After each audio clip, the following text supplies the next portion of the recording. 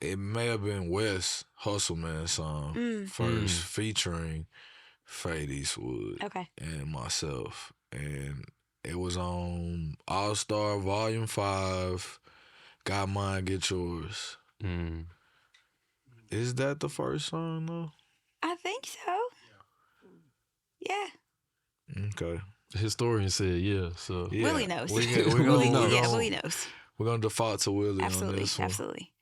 But yeah, I think it was everybody's song, but I think it originated as I think it was Fate's song, and Wes was like, you gotta sell that to me. and I think they did business, and then it turned into Wes bringing me into the fold, and the song obviously was a banger. You know, everybody's still rocking to this day. We kind of came under that storage unit umbrella, and the song probably ended up on everybody's mixtape during that time. But it was them and the collaboration bringing that together. But along the way, I'm like, I think I was just starting to develop and refine like my sound in terms of like actual songwriting. I had just been rapping on other people's beats for like a long time. That was right at about a year or so after I started putting music out. And I was like, oh yeah, I've known this great singer almost my whole life. You know, even doing that song, everybody was like, oh, y'all know each other? And it was like, yeah, longer than we knowing all the rest of y'all kind of thing. Indeed.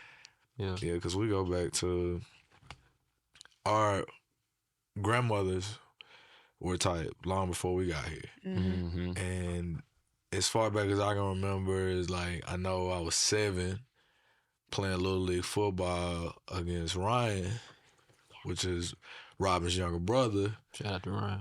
Yeah, shout out to Ryan. Yeah, shout out to Ryan. And What happened when y'all played against each other? They won once and we won once every season that we ever played. I would like to note that. Okay. Sure. So we actually have a career record against each other of 2-2. He did win the last one when we were 12. Okay. But when we were 7, they beat us once, we beat them once, and Jay was on the same team with Ryan. Jay and Ryan was the 2 best players on that 7-year-old team. We were 8 then. Then we were 8. We played in the Rose Park League. Because we played in the same league when we were 7. So since 8 years old, from Little League rivals and his older sister over there, like, antagonizing us and stuff. Like, Are you a cheerleader? I was. Okay. Yeah. That's what's up. yeah, they wasn't nothing. Really? But I did lose it. Like, I don't even like going to Vanderbilt football games because I lost my last Little League game when I was 12. Who scored that winning touchdown? Yeah, shout out to Ryan. I wanna gotta know who give him did that. I scored the game when a touchdown in the regular season when we beat them, but not when it counted. Yeah, we're talking about this game, though. Yeah. All right, I separated my shoulder that game too. Sorry Left to it this all man. on the field. Ain't put on a helmet since. Next subject. What's y'all? I'm probably gonna be skipping around here, but what's your favorite song that you recorded? Oh, man. Yeah, you skip past the whole origin story. Go for it. I All mean, right, put we us gon- on we the gon- spot. we gon' You go bounce around. first. Right, yeah, you go first, because there's so many. But the first one I fell in love with, I think, was Breaking My Heart. I think that one was a good one. And then I think my favorite out of all of them, probably Introversion. You recorded that, Marcus. Didn't we record that at your house? Breaking my heart. Yeah. Probably. I like so. to think maybe Coop recorded it because it was a Coop track. Are you sure? Not sure. No, I but really think. You may have recorded your part at Coops, But my part. but her part. you I feel recorded like, her? yeah. Oh, okay. Y'all, Yeah. would, that's too, I believe y'all. And I That think was- Jordan was with me. Yeah, that's probably how I got his little car, the little red car. Yeah. Interesting history. Your initial favorite song from us, he recorded it at his house. That's, there it is. You said Introversion is your all-time favorite, though. Yeah. What about you, cuz?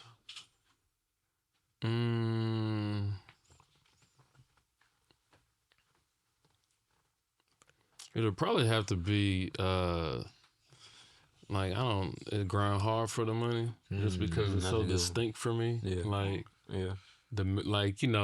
you know how I feel about sampling and like being able to like recreate and kind of make it your own. Like I feel like that song was just very strong for me, and it always sticks out. Like anytime, it takes me back to a certain place, certain time, of like the emerging of like your brand, you becoming like, even though you were under, I think you probably still under contract or dealing with that, but it's like it was just kind of becoming like who you were as an artist, and like the sound that you all had together, and like seeing it grow from there. So that's one of the songs I think is probably my favorite. Well, you got a top 5 because we were there for all of them. Yeah. So Oh my it's goodness. a bit There's so limiting many. to say single it to one. So I thought Yeah, it's taking cool you for us to guys' do one, favorite, yeah. and then we, I guess, have our 5 list. You're the You- guest, so I'm Right. Goodness. I'm Okay. a scribble scratch over And this here. is gonna change like when I get in the car when I start thinking, because we Right. have so many I forget, like grind hard for the money. I kind of forgot, and that one slapped for sure. That's a shame. That's is- it. But it's it's a so long- distinct though for the Grind Hard brand. That's another part of it too. It's like, it just, like I said, it hits. So It does. It does. It's okay. That's I do like It's Okay. Okay, Running. running. yeah. Yeah. Black Sheep Don't Grin. Feeling like I'm running out of time. Oh, that's a different song. Is Yeah, that but it? Is that the song? That's on that album. it's on. It's on Fried Turkey. Yeah, but it's not. Yes. Sorry, I glitched. Wait, that's on Fried Turkey. Running out of time. Running. Running is a different song. No, that was it. Feeling like I'm running out of That's time. on Fried Turkey. I believe so. Yeah, Yeah. there's a song called "Running" on Black Sheep Don't Grin. I was talking about a different song. My fault. No, well, not that one. Running out of time. Goodness. My bad. If You stole one of mine. I need to Imposter syndrome. see. I'm visual. I need to see some stuff. right. I should have Help me out looked with this it. up. It's weird. Goodness. I do like inconsistent. That's 4. It's different.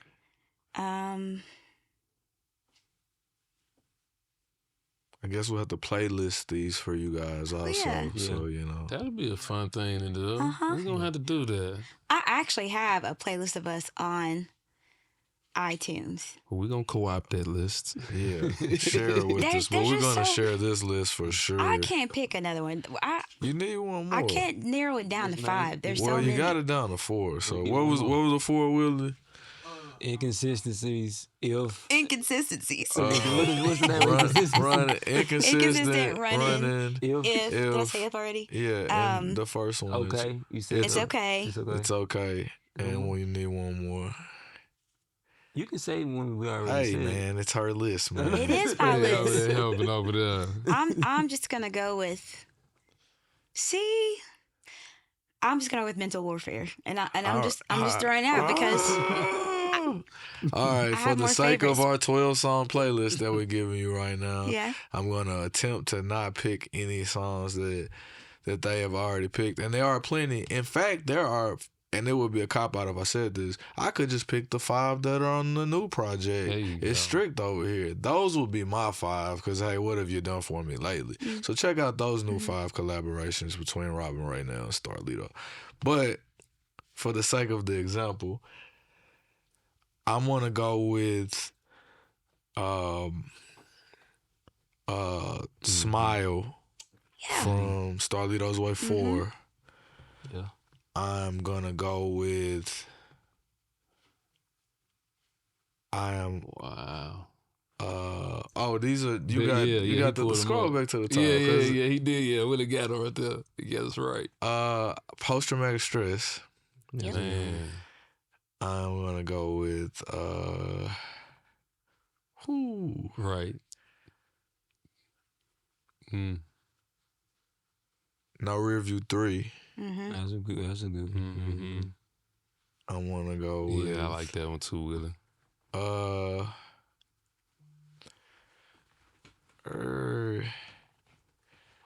Scroll back up.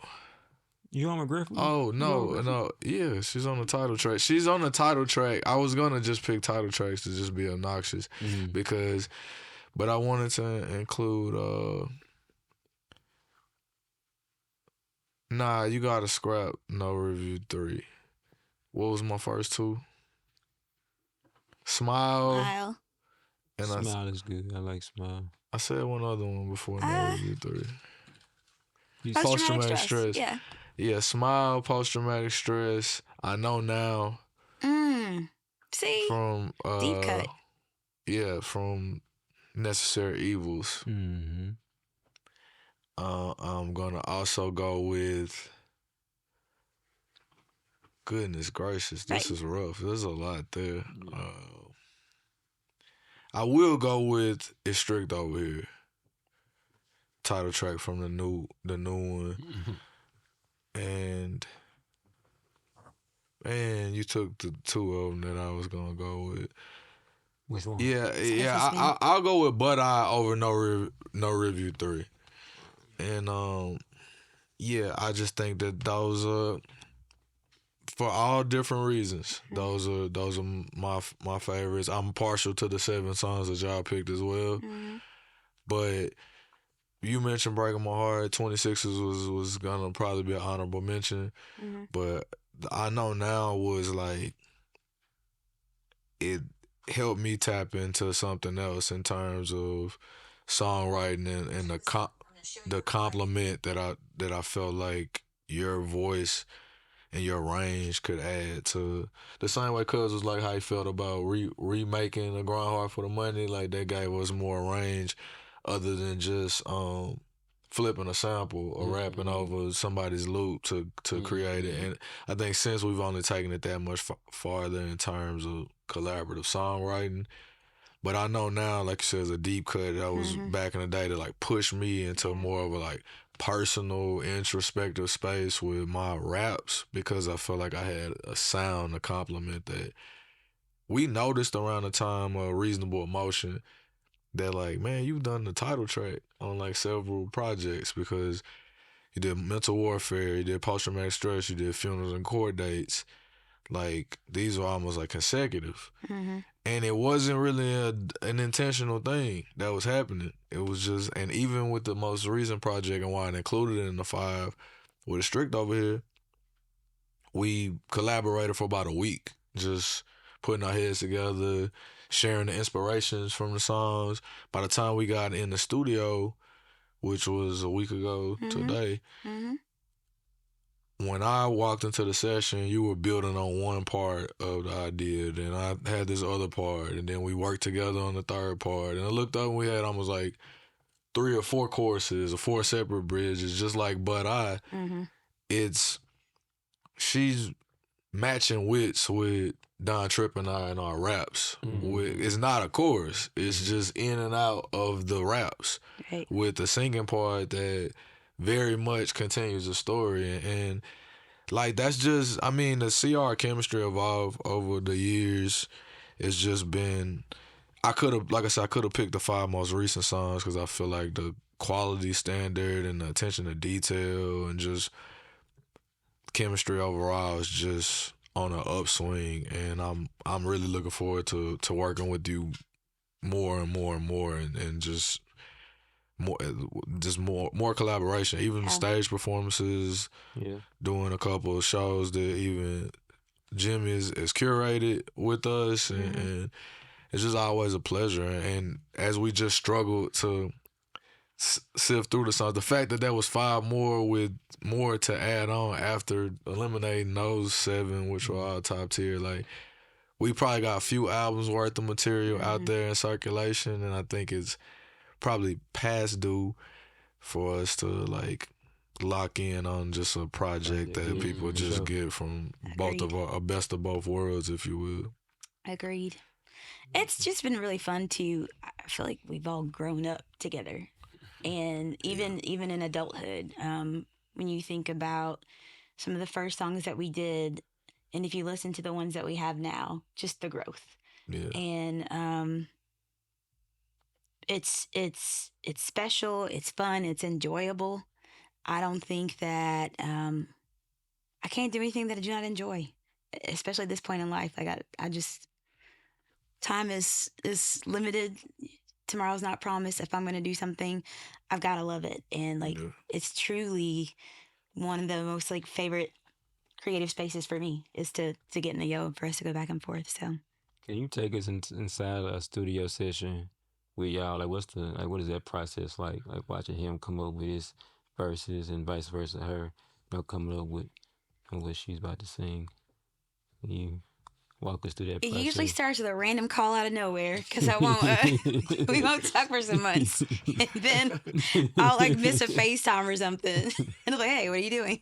I'm about to send you this. Let me know." And I mean, even with this last one, I think you sent me the track first, and then a few days later, you sent me the inspirations just to kind of listen to and build off of it.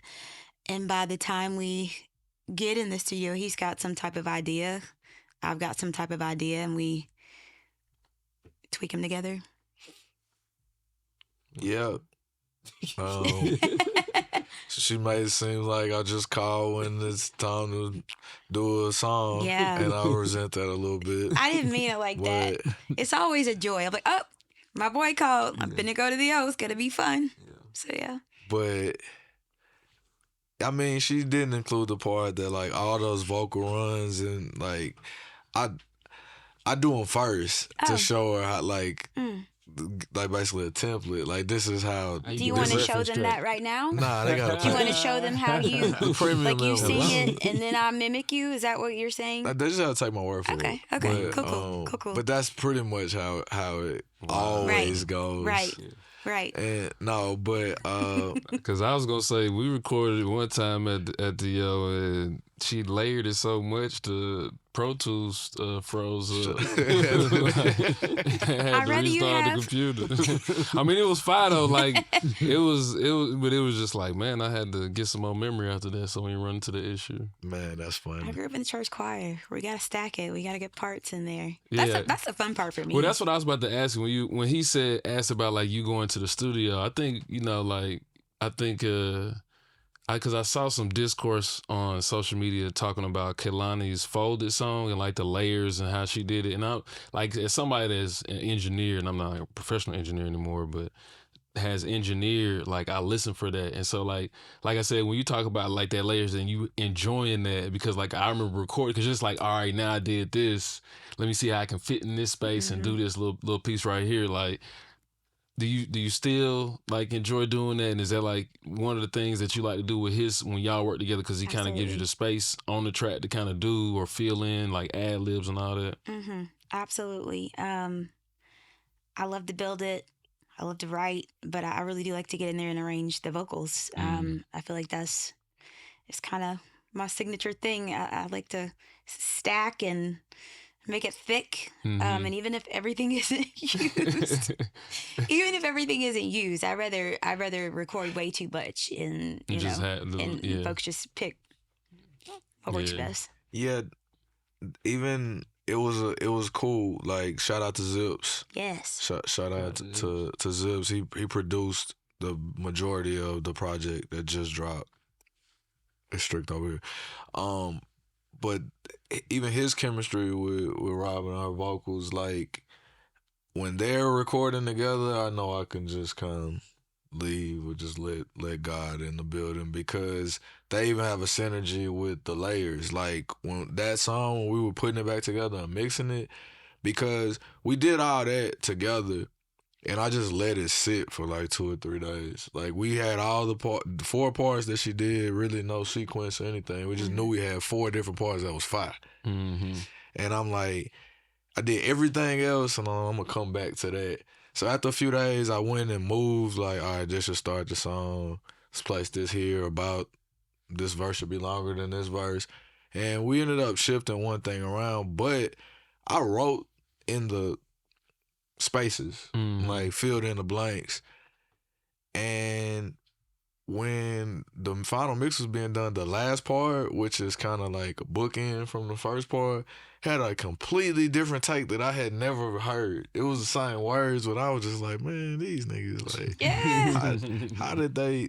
When did they do that? And like the idea of recording. He was like, oh yeah, you know, Robin recorded like some alternate, some options there, and I was like, of course she did, you know. So it's things like that, like you said, just growing with them. I can remember those early sessions where we was in there figuring out, learning how to record, kind of in his own way, versus now it being almost like a science to it, and like I said, chemistry. I guess that's science, but Yeah. But you know, when you leave the studio, I want to make sure that I'm pleased with whatever I've left in there, because I don't know what's going to come out on the other side. So if I do a lot of takes, I will go through them, especially with Kevin, be like, hey, delete that one because I never want to hear that again. But any of these that you want to use, you can definitely do that. But he gets me. I think he knows my mode of operation, even when I am recording, what I'm doing and the purpose for it, even if I don't say it. So like that total different take that you hadn't heard the first time he heard it, he knew exactly what it was for. Oh yeah, I mean, know? he didn't talk to nobody. I know he hadn't talked to you. It was just Yeah. like, damn, you just had that just on ice over there. Just that's how the song should end. Thanks for telling me. And but it works. It works really well that way. But yeah, cause you've been in recording space with us, like in tandem. What would you cite as like different than like me and that by myself or with other rappers? From the engineer seat, or just, I guess, in the wrong period. Yeah, because like you said, when y'all got together last week, I thought about it, and I stayed for a little bit, but then I had work to do, so I had to leave. And that was one of the things that I can remember was like, it didn't always seem like it was a long amount of time, like to get the actual work done. Like, you know, because like you talked about like the growth and already kind of, because there's a relationship outside of the music from like a family perspective, you don't have a lot of the, like neither one of you have like certain guards up. Cause you know how it is when you're in a professional setting, or like back when we used to go down to, what was the name of Studio in Music Row? Quad.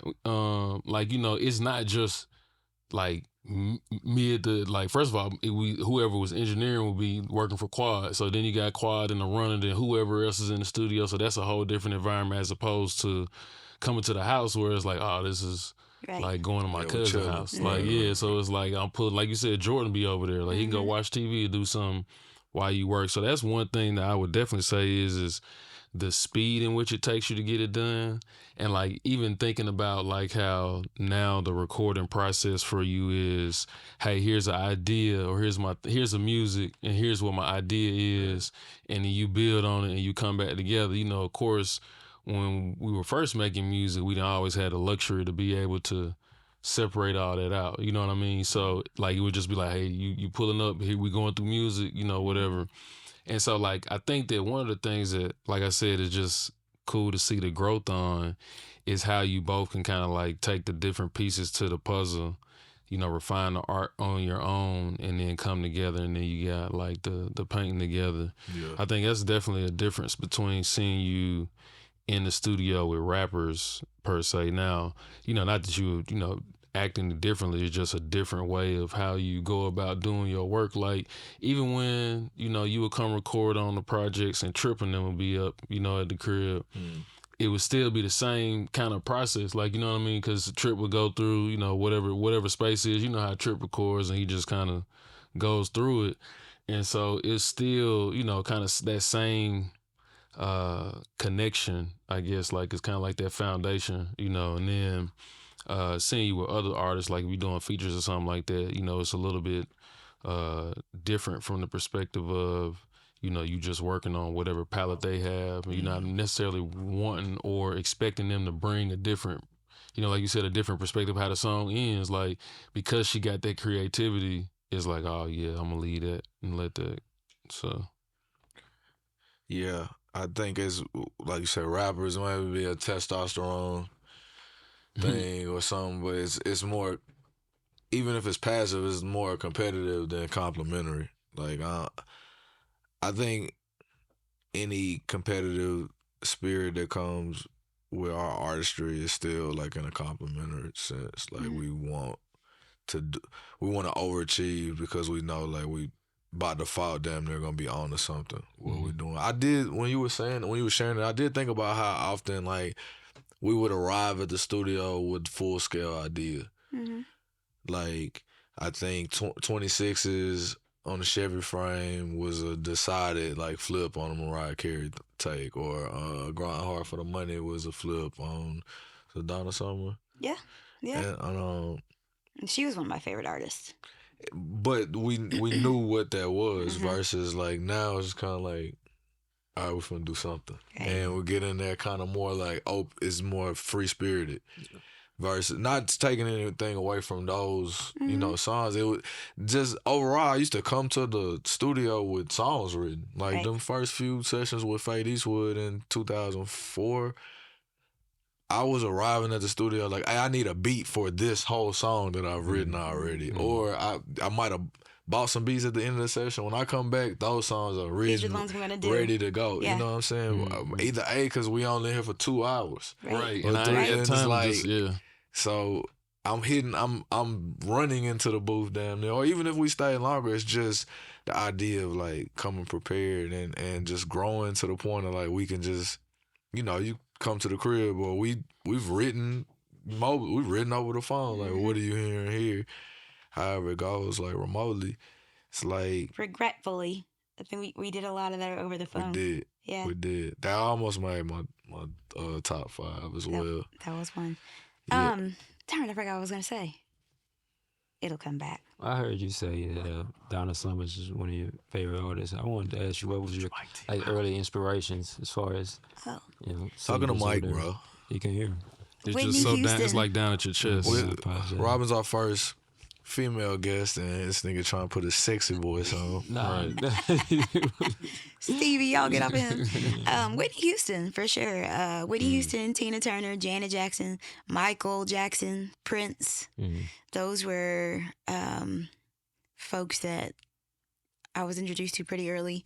MTV was just coming out with their videos, sitting in front of the television watching them. My dad definitely had all of them in rotation, and Anita Baker. Anita Baker. Love Anita. Yeah.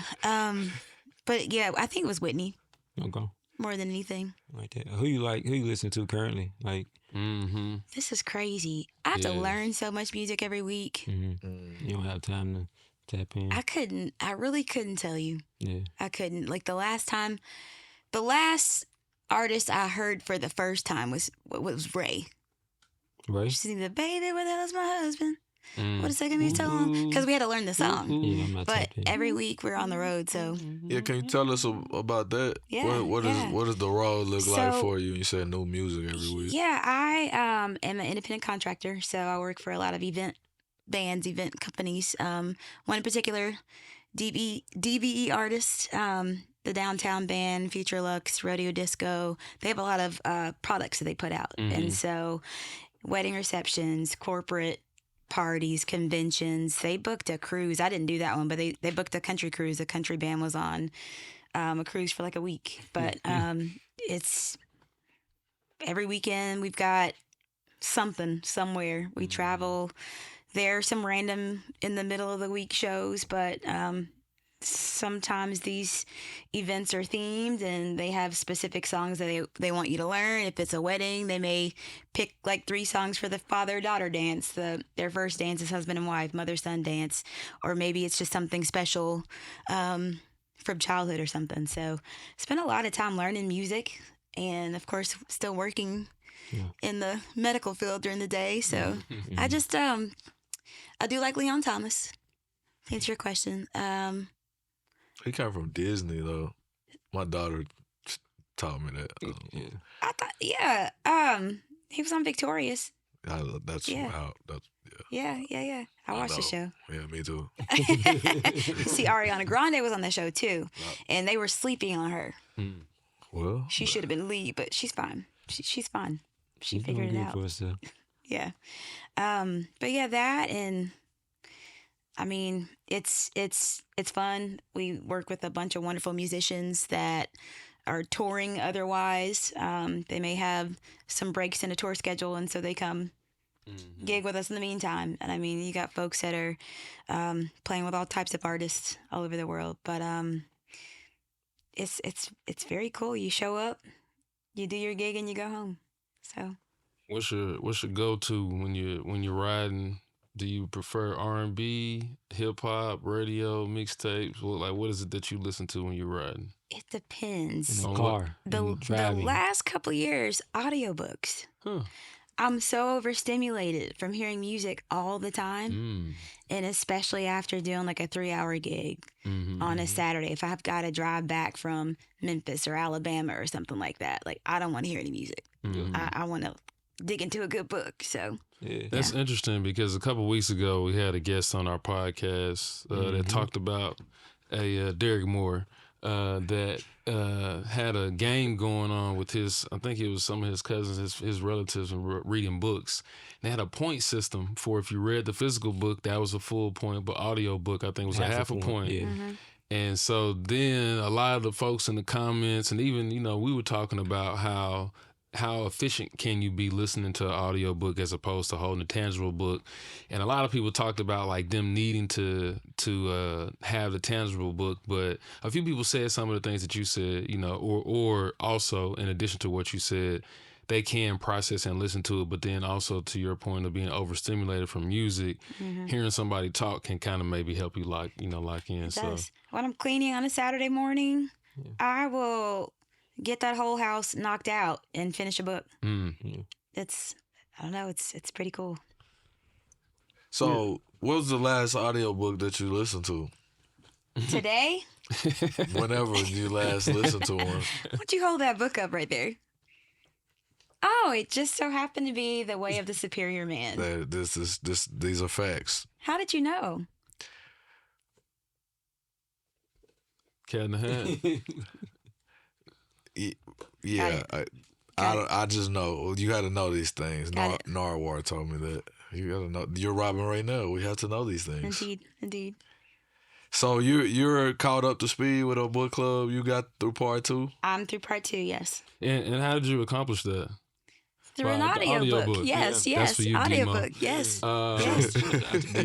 But no, seriously though, and it was interesting because there was a part in this. So this part 2 talks about discussing dealing with women, talks about dealing with masculine and feminine energy, and I was really keen to hear you all, like when you were talking about the way that you all work together in that chemistry as opposed to you with another rapper. And that was one of the things that I was thinking about, that it kind of foreshadowed talking about like masculine energy and feminine energy, and how like with masculine energy, obviously the competition is supposed to be competitive as opposed to the complementary of the feminine and the masculine energy. But obviously not to put you on the spot as, speaking for all women, but as a woman that's reading a book about the way for a superior man, how do you take that in as far as just what you've read so far up to this part, or just how you feel about? Lots to unpack.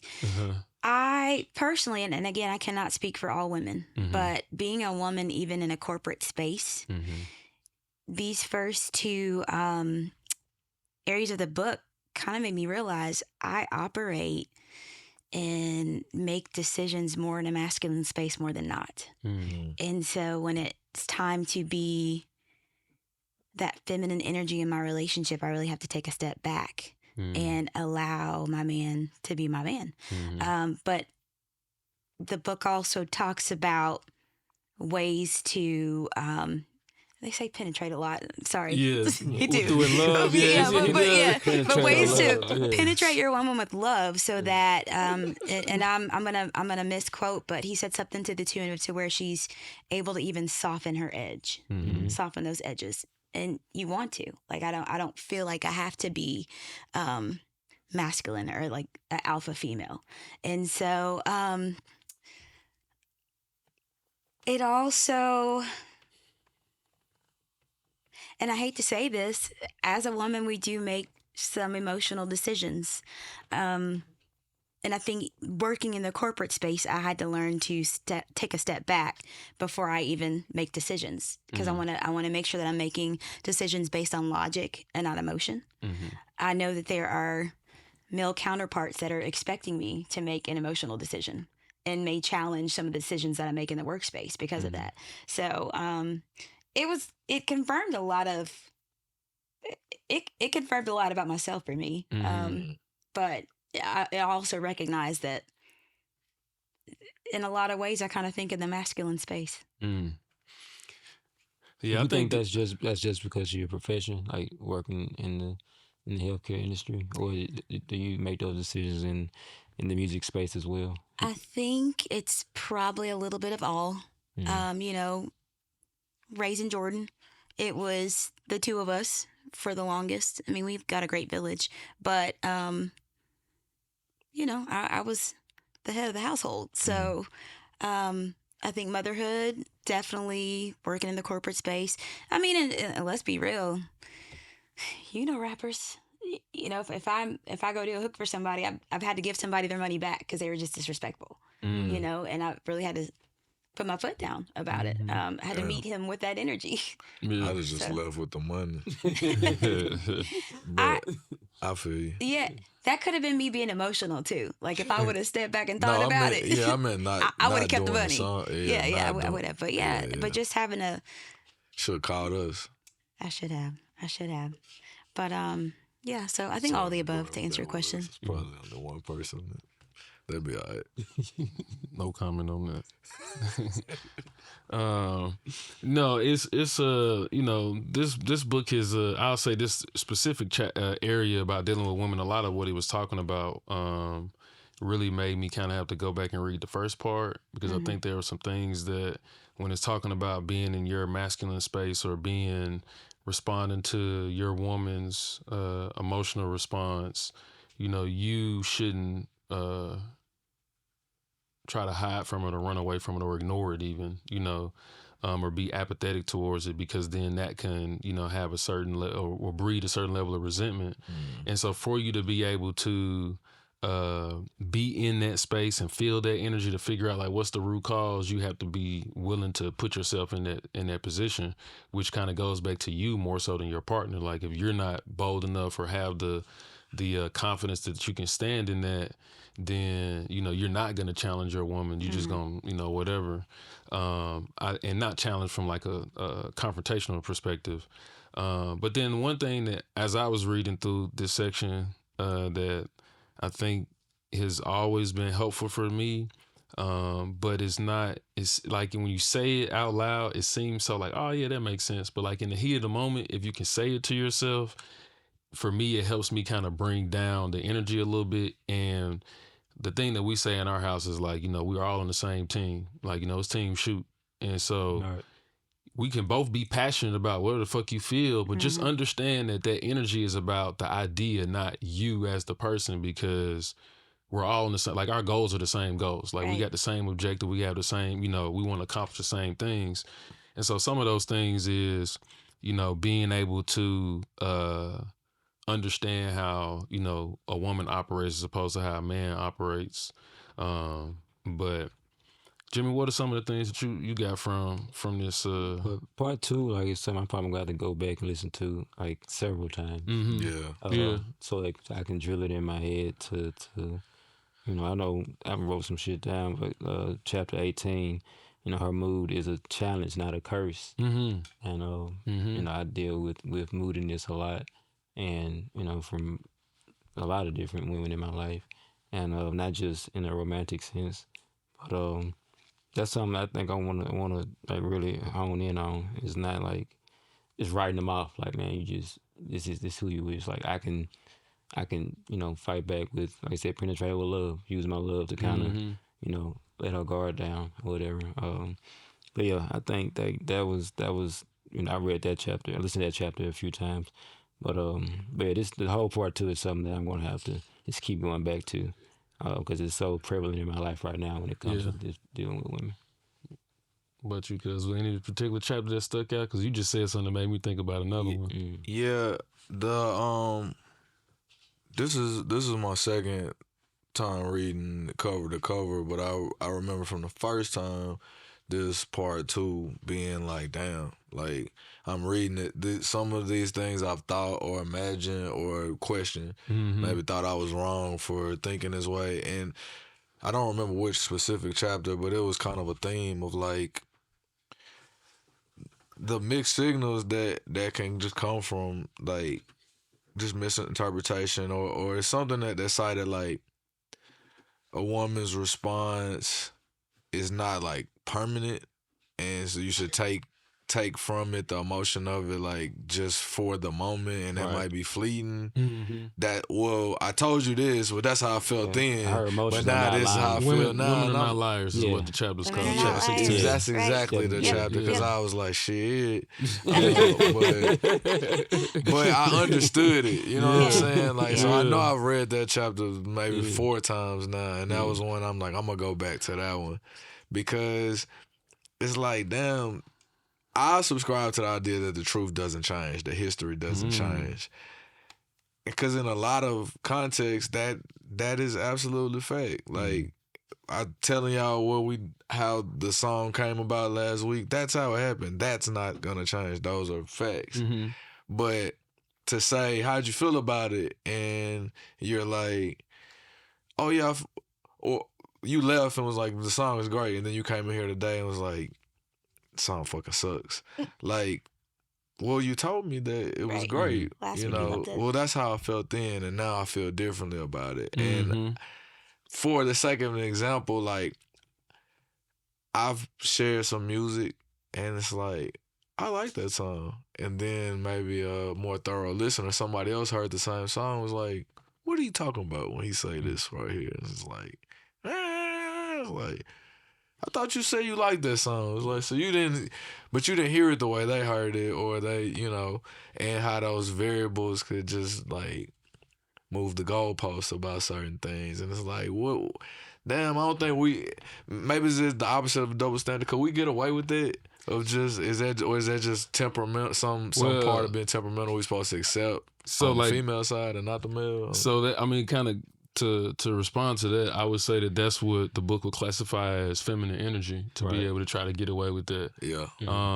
I think that one of the things that it talked about is the feminine energy, or the feminine response is like a cloud, because you can see the cloud and it's formed in its shape, but then seconds later it can be dissipate and be gone. Yeah. And so, like the book, for what he was referring to about, changing our word, is that the masculine energy, a man's word is his honor. And so that's a masculine trait in keeping your word. But a feminine energy, the feminine energy says what it feels. So a woman's word is her true expression in the moment. How she feels in that moment. And in that moment. And that can change based on a number of circumstances, which again kind of goes back into who you are as a man, because your woman is always going to challenge and push back.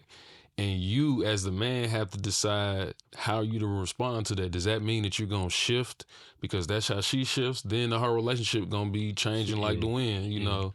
And like it was something else that he said in the book. I think it was kind of like towards chapter 18 about like when we kind of talking about like tolerating.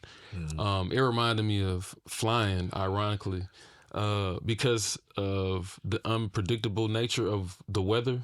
You can plan to a certain extent, like even with the weather forecast, it's going to be this degree of this. That's based on the information that you have from the past, what you experience, and your knowledge of the weather. Same thing with your relationship, your experiences with how things go, how you communicate, etc. But it can still change and you not know exactly what it is. And so it's like, and it's an event. Like, we talk about like those attitude things. It's just an event that occurs. And for you as the pilot or the head of your household, how do you respond to that? Because, they're going to watch what you do and how you respond to it and what energy you give to it. And it's not to say that you can't take the feminine emotional energy in that moment and use that data, but it's just how you articulate and communicate that to your partner. So are you saying women shouldn't be pilots? I'm absolutely not saying that. I think women make excellent pilots. Oh my goodness. I was just clarifying. I was just making sure that's... No, I said nothing of the sort. It was something that he said in chapter 16. He said, "Don't take her to be literal if love isn't present when something is said." Yeah, that's hard. Yeah, that was important too. So it's like I'm finna read this. You're gonna have to, because when it's talking Yeah. about the intimacy part too, and like I think that's that vulnerable space, where you can be vulnerable in your energy of that, where you can, because that's the purpose of intimacy, is to be serving to the other person, right? And if you understand and know in that moment that, again, we on the same team, like, 'cause you got to think, when you arguing, you're not thinking that way. You're defending your position and your trying point. to win. Yeah. You're trying to win. You're not thinking about who you even talking to sometimes. It's just like, I got to get my point out. And so, like, again, like when you take it back to, man, we on the same team. We trying to, if that's what the goal is, you know. But yeah, that intimacy. A takeaway that I get from part 2, overall, he's encouraging men to try. When he says, press your belly up against her, Right. sing Right. for her, lick her face, make her laugh, do everything in your power to... I've seen what a hug can do to disarm a woman. I've seen what a kiss on the forehead can do to disarm a woman. But it's hard when you're in that argument, when you're in that fight, especially I come on after a long day and I'm tired, I'm hungry, like I don't feel like hearing that shit. But it's the way of the I know, but superior. it's it ain't the mediocre. You know what I'm saying? It's practice and exercise. I got it. Yeah. I mean, so it's like But yeah, it's a hell of a book, man. Me and my friends talk all the time. We say, the problem with love is men don't chalant anymore. They don't beg. They don't cry. They don't keep sweat for you. They don't yearn. But they really don't try. And what I took from part 2 is he is saying at least try. And once you've done everything in your power to do, it is okay to walk away at that point. But you gotta try. And I do think more than not, kind of what you said, Stephen, I'm tired. I don't want to hear that. I want to sandwich. Shut up. And so you give up, you don't try, basically. And then where does that get you? Sometimes all you need is a hug and a kiss on the forehead, and you might get some pussy at the end of the night. That's all it takes. Oh, facts. Yeah. Okay. That's how it works. Did you pray to do the praise her method in that section where it said? I've done it before. But did you do it at least 5 to 10 times a day, like he said? Because I want you to do that. I'm gonna try to praise the praise thing 5 to 10 times a day. The chapter, I think it was 21. It was about fixing emotions, not trying to. No, it's 20. Don't suggest that a woman fix her own emotional problem.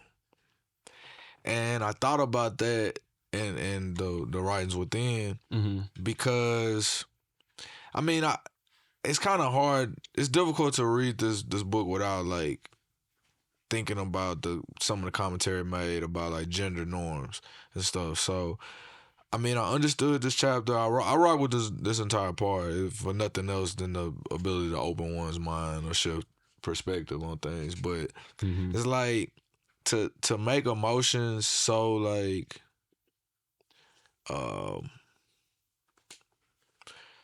what's the word? Like a lot of times men are expected to not be emotional creatures and certain displays of emotion are viewed as weakness, if you will. And if there's whatever compliment or equal opposite, the idea that like their emotional problems should become ours while simultaneously, and I'm not saying this book is saying that to suppress yours, but if we're like almost predisposed to suppressing ours, like I don't know, cause maybe you can give us like context or insight for that particular chapter or what you felt like on chapter 20. She wants to relax and surrender. He did make some examples, and I think something as simple as when he was like, if she's asking, what pair of shoes do you think she should wear? And not being so, it doesn't matter, because the truth is she's going to wear what she wants to wear anyway, but she wants to know that you're paying attention to her. She wants to know that you care. She wants to know that you're looking at her in those pair of shoes that she's going to put on. And I think he said something to the tune of, well, I really like the red ones, but I want you to wear whatever makes you happy. So like you're giving some input, but you're still empowering her to pick her shoes, but you're still like engaging and showing her that you care. You're allowing her not to have to be that alpha male and alpha female and make a decision. Make it for her. We love that shit. Yeah, because I think the book was talking about to like for a man for their birthday. That was the birthday. Yeah, and he would want to like whatever you want to do today, like that. So like your idea of happiness is her. Like that would be happy for her. And in the same thing where he was saying he wanted improvement in a certain area. So he was like, well, let me just go tell her this. If you do this better, this will make me happy. Now, what do you want from me? Mm-hmm. And it's like a lose-lose because of how it's propositioned, because of how, again, as men, we have a different way of like our, like, and that kind of goes back to that praise thing. Our way of trying to get improvement is challenge, right? Look at the premise of our podcast. What we doing? We challenge each other to run, to stay fit, to work out. It's direct competition, right?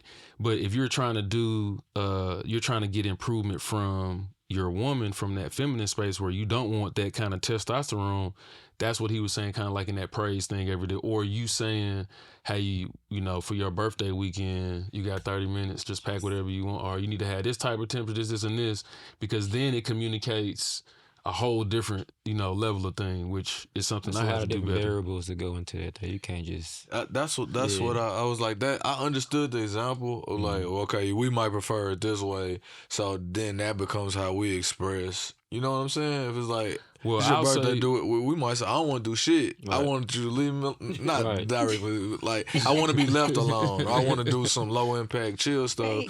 But just giving the option might be enough. So we extend that option and feel like it's enough. Hey, what you want to do? And So- it's like, well, you ain't even tried. It's well, like, whoa. well, I give the flip side to from my household, because my wife does all the planning for school, birthdays, all this shit. So that means that all I have to do, I have the convenience of just picking up my phone and looking on the calendar. Like I don't have to call, I don't have to do none of this shit. So some of that is the emotional energy that it takes to do that. It's not about whether or not you know the bounds or the guidelines of what, like you have a general idea of what your partner likes. So with that general idea, and again, that's where I think it comes from.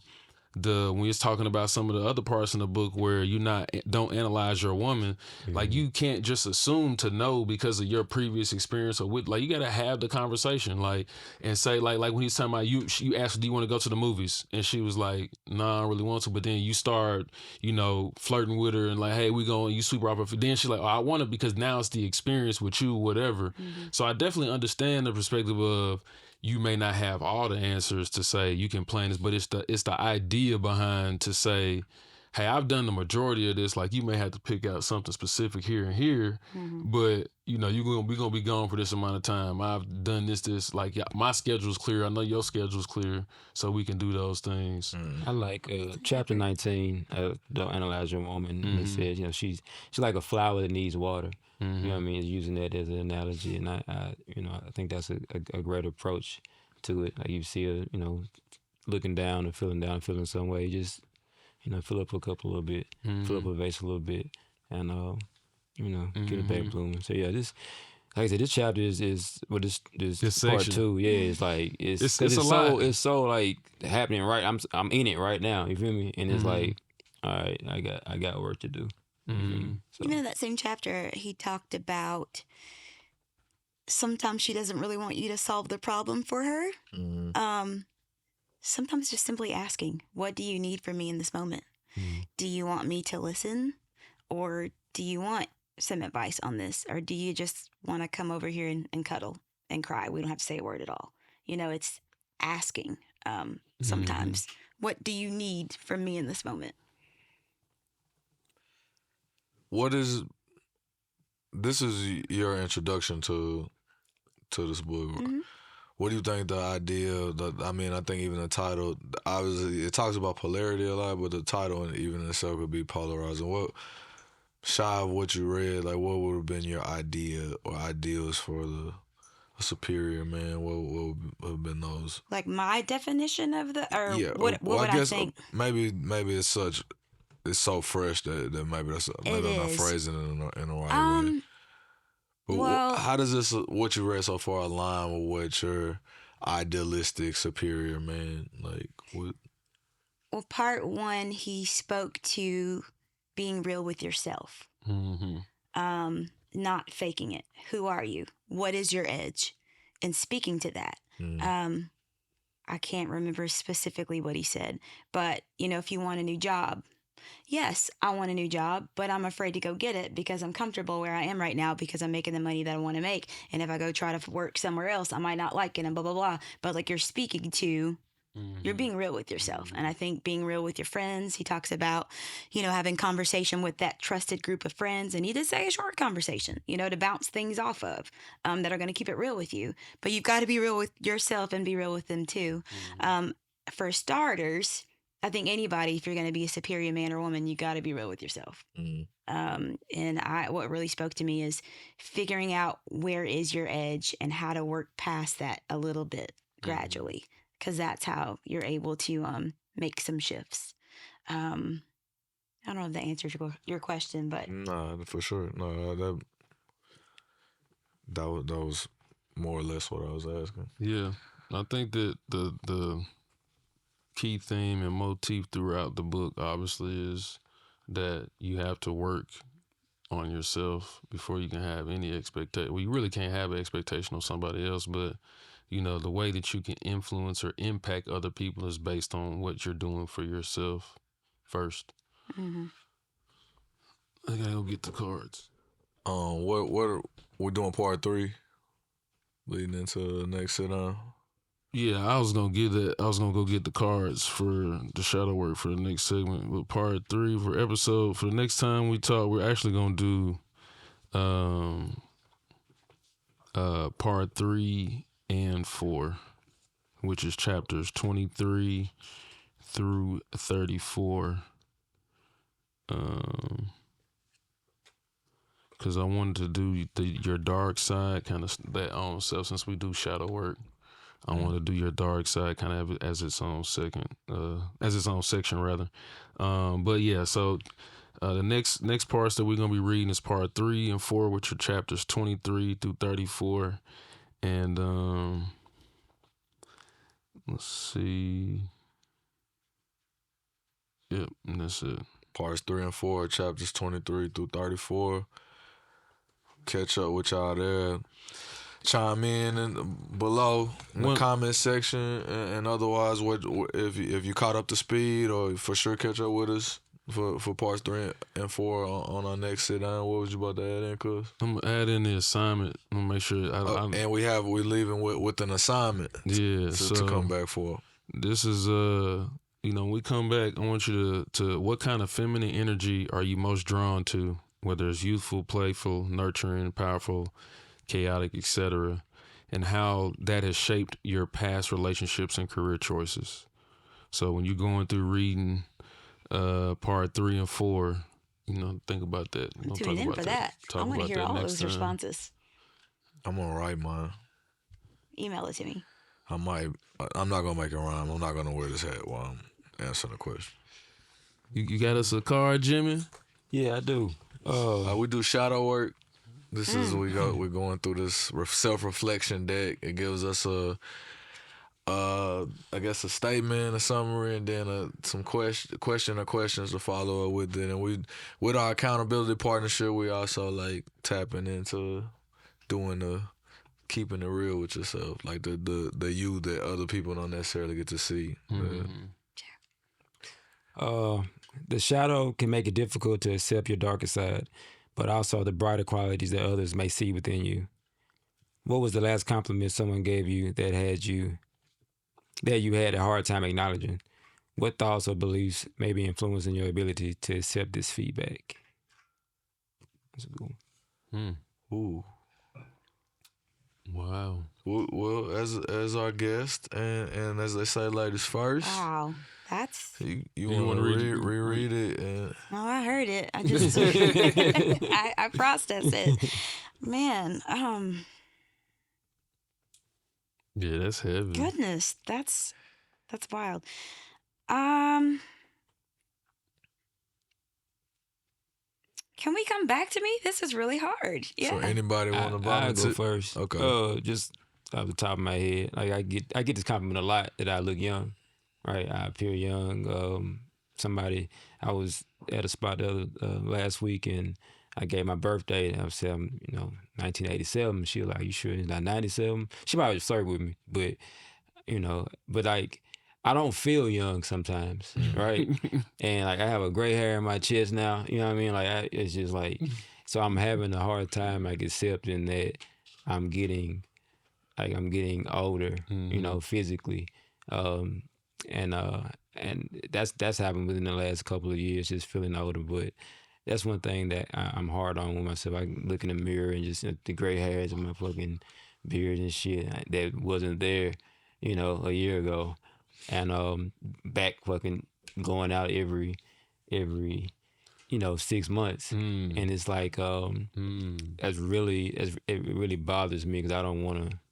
That's like the indicator, like nigga, you getting old, and I'm trying to do everything in my power to kind of slow that down, and get back and have better habits. I had great habits for a while, and I kind of fell off of them. So that's something that I'm trying to, you know, really hone in on because I'm gonna be 39 next month. But Damn. Just kidding. I hit her with the Kevin Hart. Damn. You know I'm She older don't than get you. no strike. You know I'm way older than you. She don't get no strike. that's one. Yeah, I was gonna say. I'm not scared of you, Stevie.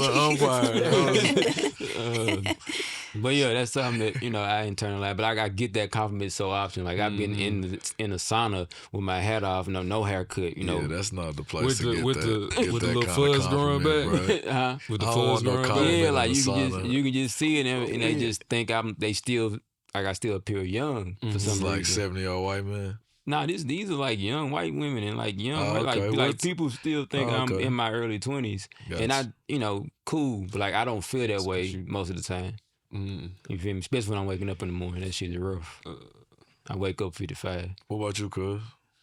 Well, before we done with Steven, you said your back is fine now? It doesn't hurt anymore? Or is it still like old man hurt shit? I've accepted my back's gonna hurt every day for the rest of my life, and that's so okay. does that mean that the No, podcast we can can- move on with activities? No, we can do whatever. Okay. Like, we and can I come still, back to it. I'm We still come back gonna to it. beat you in 200 yard dash with a hurt back. We're gonna come back to it. By the way, my mom saw all of you guys at one of your 5Ks, I want to Why she say. ain't speak? Right. 'Cause she was just, you guys were locked in, and she was very proud. She was very, very proud. She was like, I saw everybody. They did so good. Anyway, congratulations on all that. August 8th, Tomato Fest. We will be there. There is a wager between Los and Shoot. Pop out on us there. Check back here for the results. Speaking of which, we're on the road to 10K. We just passed 5,000 subscribers. Shout out to y'all. There are, pages with 5 million, but we're gonna shift our perspectives and, like they say, what if there was 5,000 people chasing behind us or trying to fight us? That's a Like, lot of that's a people. lot of people. So we appreciate each and every one of y'all. Everyone. And we're on the road to 10K. But cuz, what was the last compliment someone gave you that you had a hard time acknowledging? What thoughts or beliefs may be influencing your ability to accept this feedback? Talking to one of our partners that does, they're in the podcast space, and one of our peers that we've known for a long time, since college. And he was talking about, like, he didn't know that I did so many different things. Mm-hmm. And it was just hard to accept it. I think it's because of growing up in a household where, like, excellence was the standard. And so it was like, if you didn't hit excellence, then you weren't doing good enough. And so even sometimes, and like, I think that excellence can be relative to, people's goals and whatever. Because I don't think that you have to have degrees to, qualify you to do certain things. But like because he didn't know I was a pilot. Like, he knew I was a lawyer. He didn't know that I engineered for you. He didn't know that I had a studio. Like, didn't know that I played instruments. And he was like, you do all that. And I was like, well. And then some. Yeah, and a little extra. So that was cool. That was cool to get that, kind of acknowledgement. So. But it was difficult to accept it. Yeah, because sometimes it's like you gotta be able to do everything, But I think I need to shift my perspective on that and be able to be like, yeah, it is cool that you can do. I can play so many different instruments, and it's just like nothing to me. Some people don't have the ear to keep tone or pitch, which is terrible when you next to them and they singing. No, I know. Like at the Usher concert. Sorry. Speaking of Usher concert, we can get to that if we get the time. But yeah, I could I could understand that. Like, I think I know who he was talking about too. But the last compliment, this is a little bit, I don't know if this qualifies. When people tell me like, oh, you're so humble, or, you know, I get things of that sort. And because I'm like a words person and not even just on a lyrical level, but on a literal level, like I read like etymology, origins, and things like that, where I think people empower words, but words do have meaning. The true root of like humility and being humble is not all like positive. Like, so it's like, that's one of those, is like, is that truly a compliment, you know? And so I struggle with that, because then you're almost like fighting yourself. Like, cause I understand that they may be expressing it in a complimentary fashion, but it also implies that you're downplaying or you're reducing yourself in certain regards. Now, I don't think peacocking is necessary, or going out of your way to, hey, look at me, I'm in the building. Like, that's never gonna, man, like, you in here like you just regular, bro. And I'm like, I am entirely. Like, and the idea that maybe I don't want to say take too much pride in it, but like, I embrace that part of like, there's tons of spaces I go into where I'm celebrated or, you know, paid to be there even.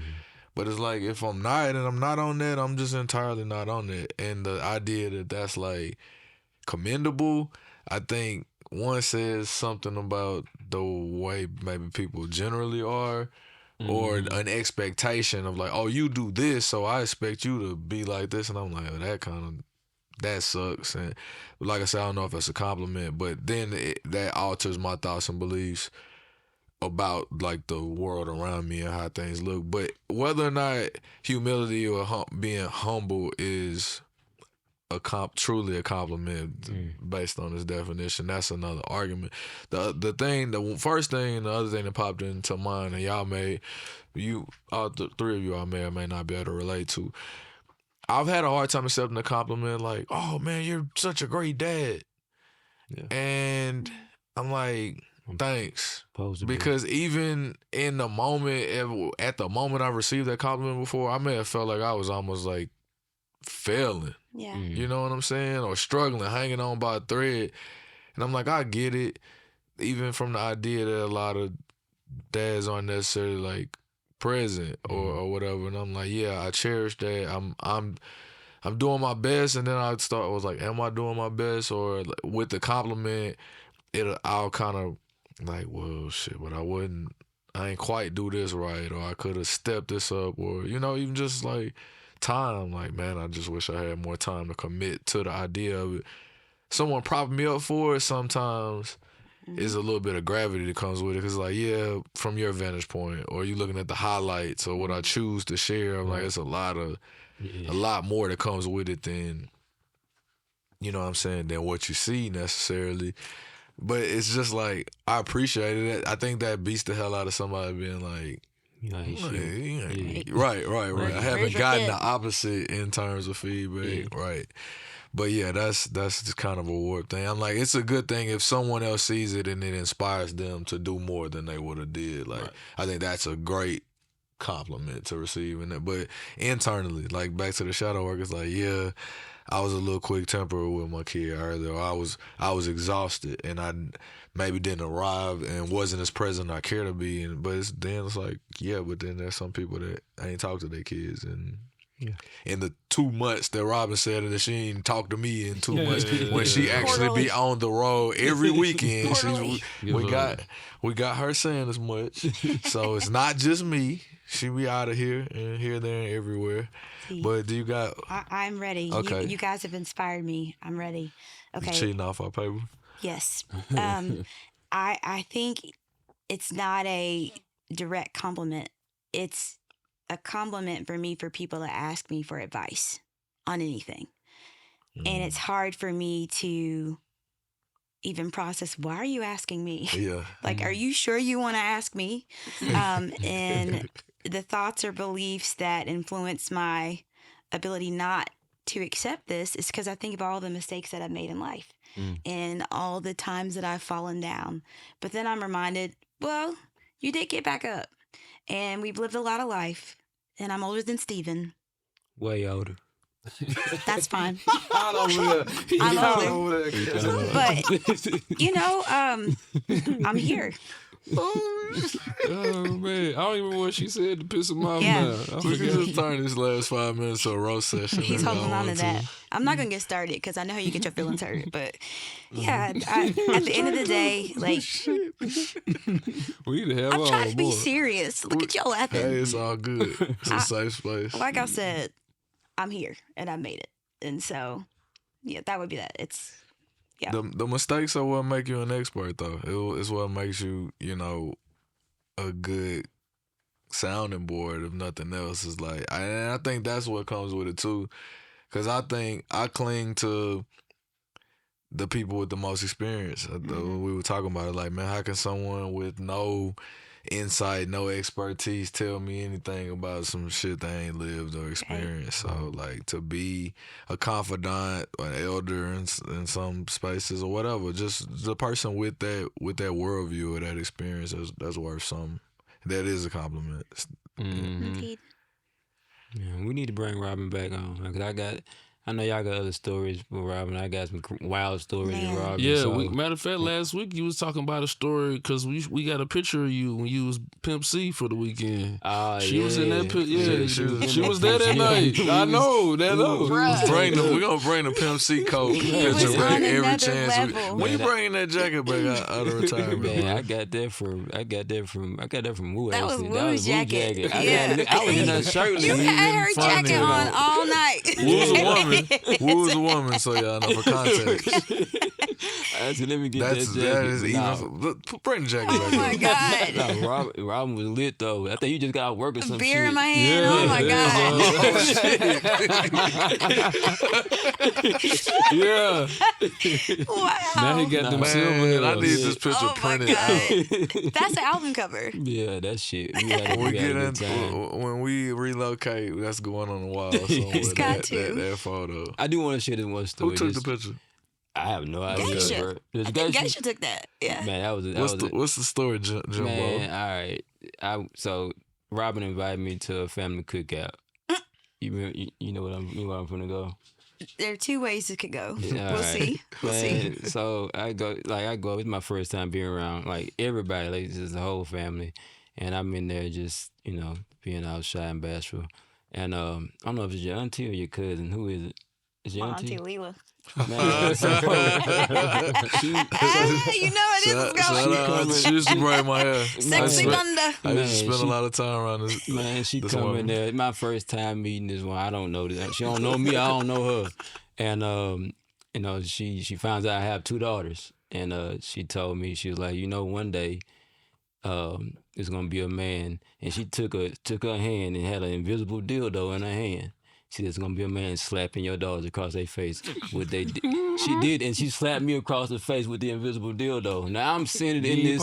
I'm sitting in this function like surrounded by babies and shit. Like I'm like, man, if this was anywhere else, this would be.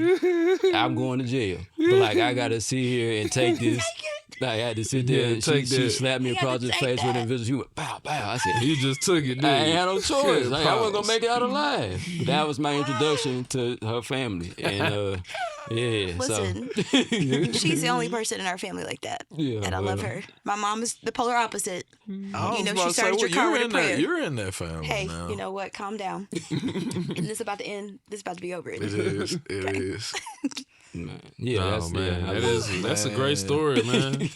Nah, that shit was wild. We're scared His to face, y'all should have seen his face. He could not believe what was Had you happening never to thought him. about that before? Why? My daughters are 6 and 3. Man, Oh, at the time. Yeah, Okay, like okay. I'm not. Yeah, That's you the- gotta know Auntie too, though, bro. I didn't. She just No, thought, I'm saying it's the cuz. I'm saying like that's why it's even extra funnier. yeah. She just wants everybody to be prepared.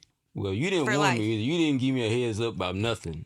Can you imagine sitting with her for like 2 or 3 hours at a Man. time when it's just y'all? Alone.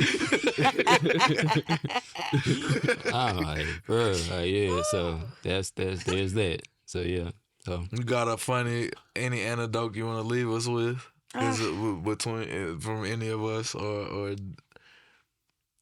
I should have prepared. I got nothing. I just have the utmost love and respect for all of you. I think you're all amazing humans. I think you're amazing dads. I think you're amazing at everything that you do. And I am very honored that you guys would even want to be my friends. So, yeah, thank you. Thank Well, you. we appreciate Amazing the mom compliment. too. Shout out Right. to Joy Shout out Joy to Joy Joy. Man, that's my guy. for sure. I'm getting emotional. Yeah. So we're gonna leave the W's in the chat, as my boy would say, and we'll be right back right here, and we'll have Los back with the intros and segues and all of the etceteras. We'll be back with parts 3 and 4, chapters 23 through 34. Road to 10K. Meet us at East Park, August 8th for the Tomato Fest. It's Strict over here featuring Robin Raynelle 5 times. Out now. And we are out now. Work in progress. Peace. I don't know what to do with my hands. I don't know where to look. Ricky Bobby.